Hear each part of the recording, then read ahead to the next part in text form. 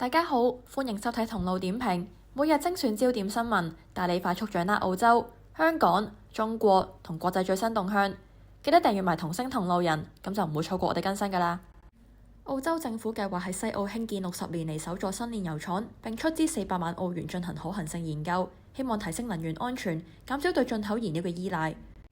近年澳洲約90%液體燃料依賴進口，而中東局勢緊張同油價波動，亦再次凸顯能源供應風險。如果計劃落實，將會由跨國企業 Perdaman 負責興建。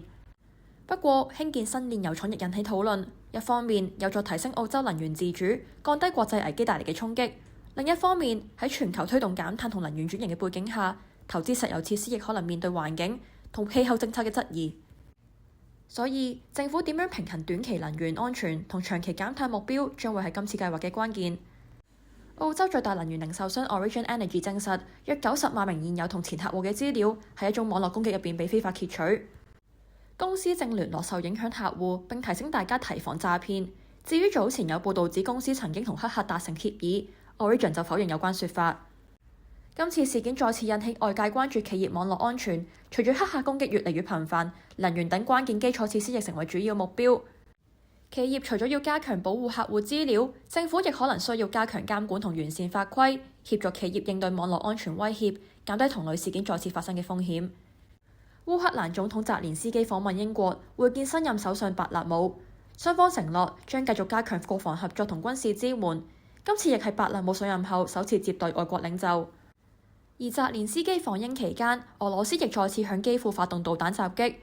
白勒姆表示，英國將提供新一代干擾技術，協助保護烏克蘭無人機，並同烏軍人員會面。自俄烏戰爭爆發以嚟，英國已經向烏克蘭提供約250億英鎊援助，包括軍事同非軍事支援。事件反映，即使英國更換首相，支持烏克蘭嘅政策仍然繼續。不過喺經濟同財政壓力下，英國未來可唔可以持續提供龐大軍事援助，仍然係外界嘅關注焦點。香港前民主黨主席胡志偉刑滿出獄後，上星期持 BNO 護照飛抵英國倫敦，但入境嘅時候被英國邊境人員扣留近10個鐘。有報導指佢計劃申請政治庇護，胡志偉否認有關說法，但表示英方一度拒絕佢入境，其後批准佢以訪客身份逗留6個月。英國當局懷疑佢除咗探親之外，可能有長期留英嘅打算，所以作進一步審查。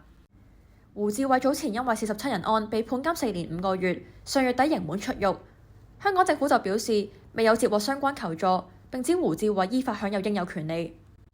事件亦反映，即使持有 BNO 護照，曾涉及政治案件人士入境英國嘅時候，仍可能面對較嚴格嘅審查。點樣平衡邊境安全同人道考慮，仍然備受關注。香港高等法院原訟庭法官陳家信多次被揭發判詞大幅抄襲律師陳詞。雖然早喺2023年已經受到嚴肅訓誡並承諾改善，但上訴庭近日再揭發，佢喺2024年審理案件嘅時候，判詞仍有90%以上抄自其中一方陳詞。終審法院首席法官張舉能表示，事件不但影響訴訟各方權益，亦浪費司法資源，削弱公眾對司法制度嘅信心，所以批准陳家信提早退休，本月底生效。事件再次引起外界關注司法操守，法官需要獨立分析證據同作出判決。如果判詞大量引用其中一方陳詞，難免令人質疑裁決係咪有經過獨立思考，亦影響公眾對司法公正同法治嘅信任。多謝大家收睇同路點評，每日快速掌握澳洲視角、世界焦點，記得訂閱啦！我哋下次再見。